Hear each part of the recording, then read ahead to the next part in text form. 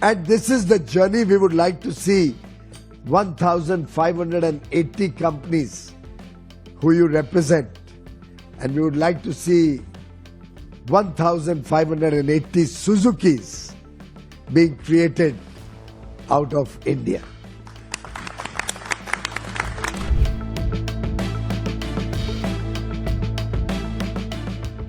Mr. Goenka just mentioned, our leaders have declared this year as the India-Japan Year of Shared Horizons, marking 75 years of diplomatic relations. You are a little bit older. I believe Kedarren is 80 years old.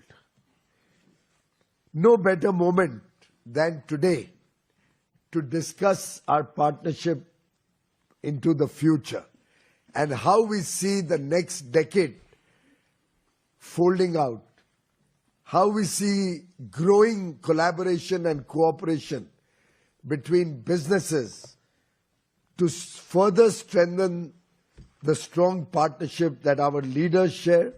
We just had a very successful visit of Her Excellency, the Prime Minister of Japan, Ms. Takaichi Sane, last month. And that was the 16th annual summit between the two nations. 129 MOUs were signed, reflecting the depth of this partnership.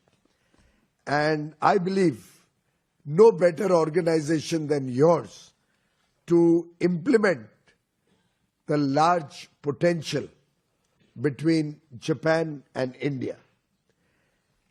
We already have a large number of Japanese companies working in India.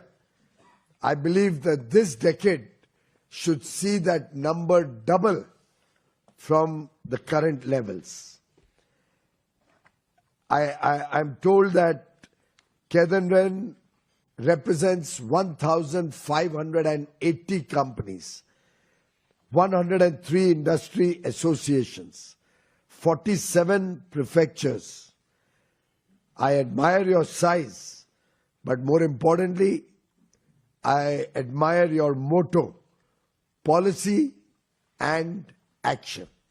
And that's exactly where I see our partnership assisting the businesses on both sides through policy support and making sure that the journey of Japanese companies to India and Indian companies to Japan is smooth, is seamless, is profitable, and leads to the shared prosperity of the people of Japan and India.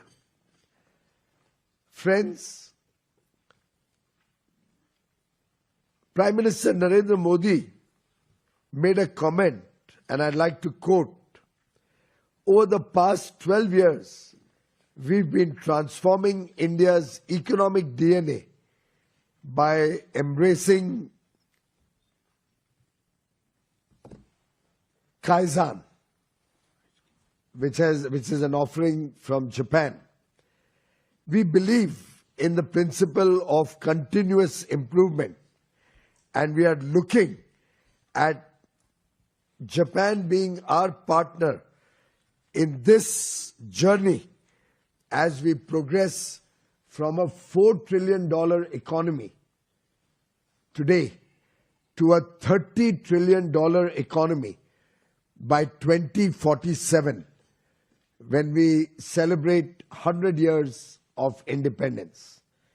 It's an ambitious target, but 1.4 billion Indians are committed to make this happen."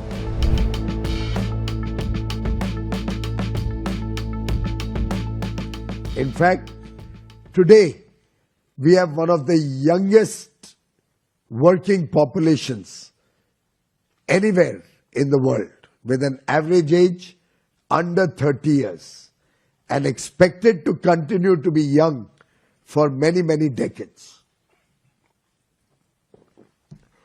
And if you look at just one success story of Japan, that is Suzuki, you will appreciate the journey that Suzuki has traveled in the last 4 decades, a journey during which we see today the largest and most profitable operations coming out of India. I'm told, I don't know whether it continues to hold true, but I'm told the market cap of Suzuki in India is higher than the market cap of the parent company itself. And this is the journey we would like to see 1,580 companies who you represent. And we would like to see 1,580 Suzukis being created out of India.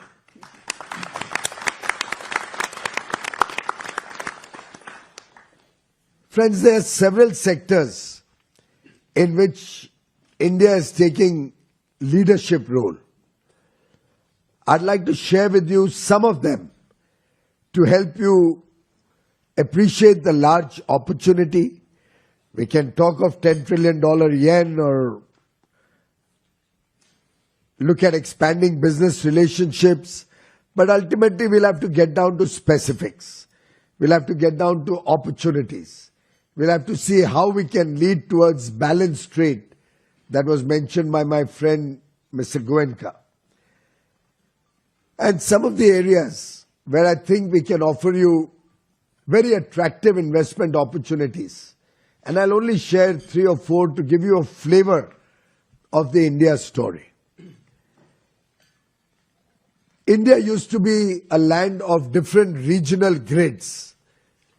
After Prime Minister Modi came in 2014, we created one national electricity grid. Today, our electricity grid is probably the second largest in the world. Over 520 gigawatt, expected to become 1,000 gigawatt in about 7 or 8 years. Of course, our own electricity consumption is growing rapidly. But apart from that, what this provides you is a strong grid with significant redundancy, making it a very attractive proposition for data centers to be located in India. Because we can offer you 2, 3, even 4 layers of redundancy to ensure 24/7 uninterrupted power.